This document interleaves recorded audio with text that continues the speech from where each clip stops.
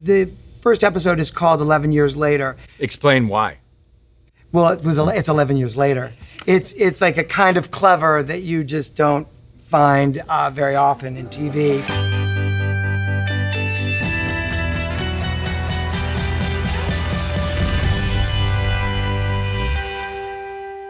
Max Muchnick, one of the creators of our show, was so sentimental about the show ending that he kept the set at his alma mater, Emerson College. One day Emerson called and said, "We got to give you your set back," and Max just devised this idea. Max sent out an email to the four of us asking if we would like to be part of an election video.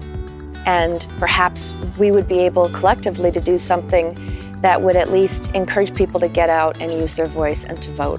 Without hesitation, we all said yes, because I think we were all feeling like, what could we do? How can we contribute? I got that script. I was laughing out loud. I was crying. It was all there, and I just felt it. And I emailed Max Muchnick, and I said, why can't we do the show again? And he emailed right back, we can.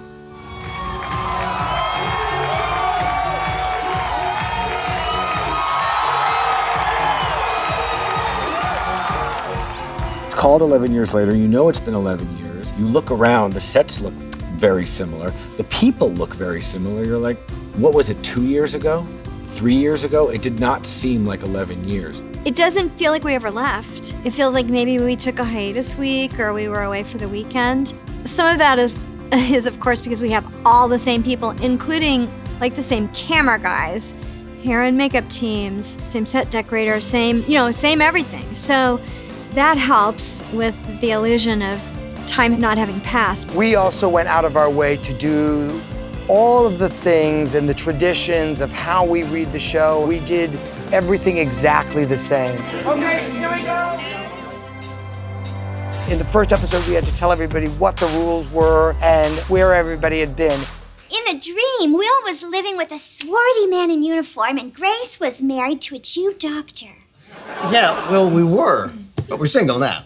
That tracks. You know, the other thing was we had to figure out, it'll be weird if they're parents. It'll be weird if they have kids. It'll be weird if the story is, well, they're two separate families sort of existing side by side in the world who interact occasionally, you know? So we thought, well, that all came to a head in the last episode. How do we dismantle that? Because when we talked about it, we didn't want to do that. We wanted to do stories about those four characters. We have to acknowledge the audience and the fans who are like, well, wait a minute.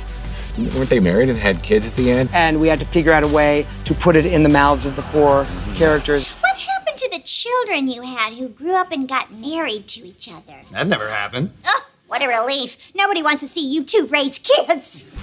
We decided we would break the fourth wall, which is something we had never done in 190-something episodes. And we have 4 cameras on the actors rolling at all times, A, B, C, and X. And the camera that was on Sean would be the camera that he would break right into the lens, lay it out for the audience. It's basically saying, we know this is a sitcom convention that we're asking you to go with, but go with it, please.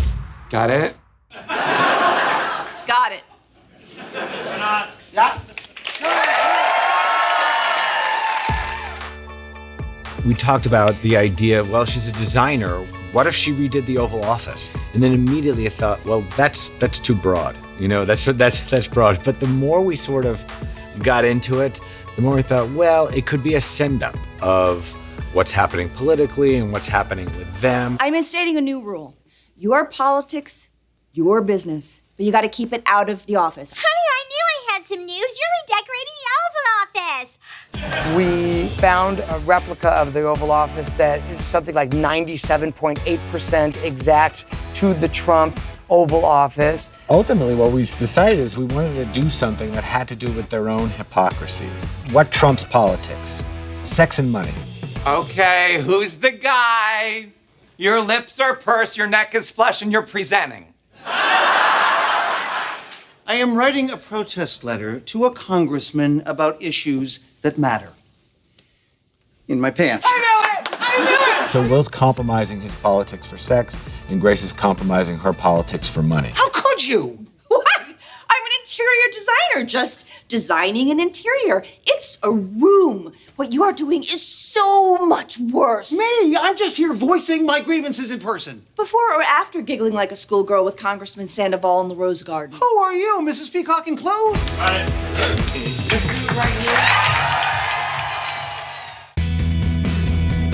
Okay, we're good. We're ready, yeah. David and I had been writing together for over 20 years, and we always said that we started out. We've known each other since we're 15. Yeah. Or 14, 15. Yeah, 15 and 10, but much younger, much younger. We had a conscious uncoupling. We took hiatus. We call in the writing room hiatus because we're funny that way. Right, exactly. It's all wordplay. It's wordplay. We aren't a couple, you know? We just did better as a team, and the highs were higher and the lows were safer. This relationship is just bigger than my own thing. So stay. And not just temporary. I mean, as long as it makes sense. It'll be different this time. Will it? Yes. Because all the other times we've done this, we thought it would be different, but this time we know it's going to be exactly the same. That just goes to show how honest and personal this show is to the creators, Max and David, and how their relationships in their real life are reflected in these characters.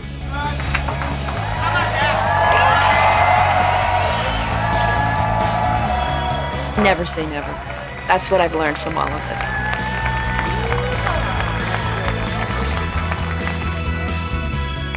Show me Will and Grace. Not hungry? Couldn't eat a thing. What are you in the mood for, Jack? French toast.